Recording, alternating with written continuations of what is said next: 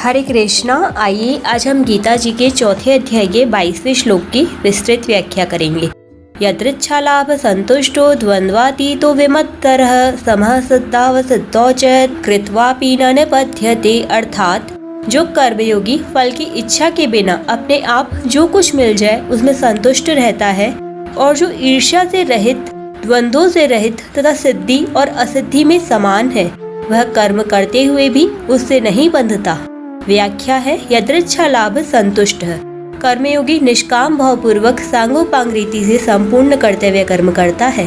फल प्राप्ति का उद्देश्य न रखकर कर्म करने पर फल के रूप में उसे अनुकूलता या प्रतिकूलता, लाभ या हानि, मान या अपमान, स्तुति या निंदा आदि जो कुछ मिलता है उससे उसके अंतःकरण में कोई असंतोष पैदा नहीं होता। जैसे वह व्यापार करता है तो उसे व्यापार में लाभ हो या हानि, उसके अंतःकरण पर उसका कोई असर नहीं पड़ता। वह हर एक परिस्थिति में समान रूप से संतुष्ट रहता है क्योंकि उसके मन में फल की इच्छा नहीं होती। तात्पर्य है कि व्यापार में उसे लाभ हानि का ज्ञान तो होता है तथा वह उसके अनुसार यथेचित चेष्टा भी करता है, पर परिणाम में वह सुखी दुखी नहीं होता।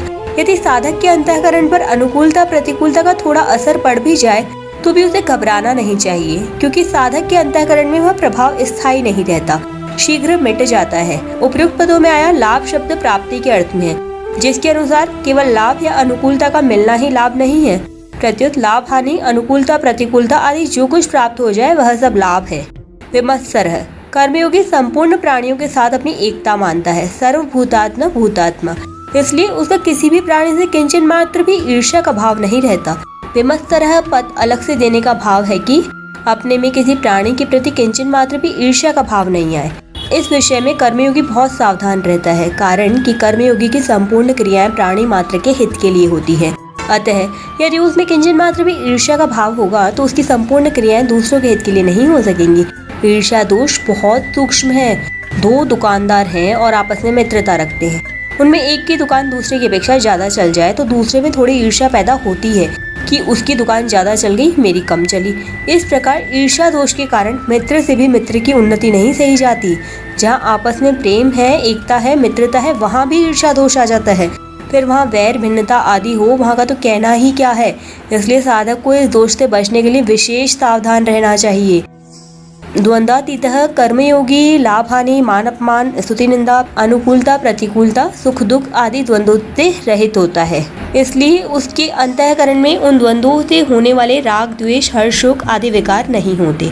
द्वंद्व अनेक प्रकार के होते हैं, जैसे भगवान का सगुण साकार रूप ठीक है या निर्गुण निराकार रूप ठीक है, अद्वैत सिद्धांत ठीक है या द्वैत सिद्धांत ठीक है, भगवान में मन लगा या नहीं लगा, एकांत मिला या नहीं मिला, शांति मिली या नहीं मिली, सिद्धि मिली या नहीं मिली इत्यादि।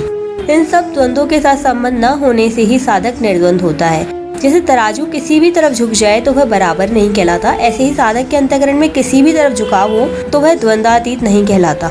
कर्मयोगी सब प्रकार के द्वंद्वों से अतीत होता है, इसलिए वह सुखपूर्वक संसार बंधन से मुक्त हो जाता है।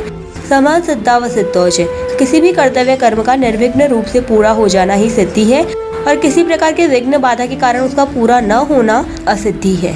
कर्म का फल मिलना सिद्धि है और न मिलना असिद्धि है।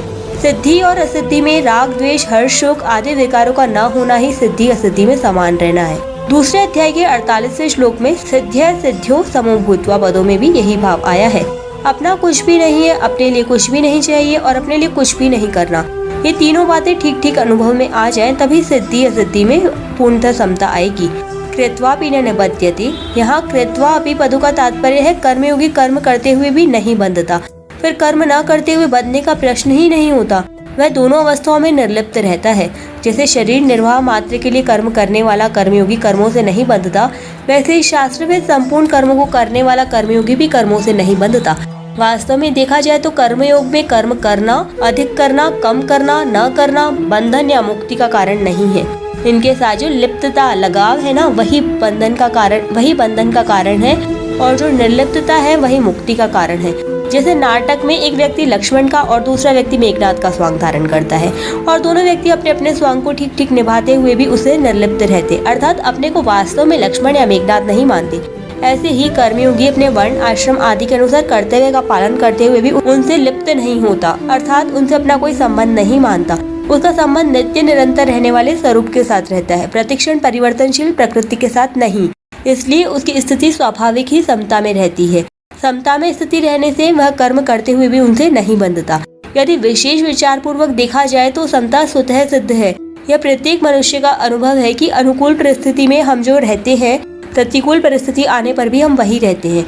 यदि हम वही एक ही न रहते तो अलग अलग अनुकूल और प्रतिकूल परिस्थितियों का ज्ञान कैसे होता। इससे सिद्ध हुआ कि परिवर्तन परिस्थितियों में होता है, अपने स्वरूप में नहीं। इसलिए परिस्थितियों के बदलने पर भी स्वरूप से हम सम जो के त्यों ही रहते हैं। भूल यह होती है कि हम परिस्थितियों की ओर तो देखते हैं पर स्वरूप की ओर नहीं देखते। अपने सम स्वरूप की ओर न देखने के कारण ही हम आने जाने वाली परिस्थितियों से मिलकर सुखी दुखी होते हैं। तीसरे अध्याय के 9वें श्लोक के पूर्वार्ध में भगवान ने व्यतिरेक रीति से कहा था कि यज्ञ के अतिरिक्त कर्म मनुष्य को बांधते हैं। अब 23वें श्लोक के उत्तरार्ध में उसी बात को अन्वय रीति से कहेंगे, जिसकी व्याख्या हम कल करेंगे। हरे कृष्णा, राधे राधे।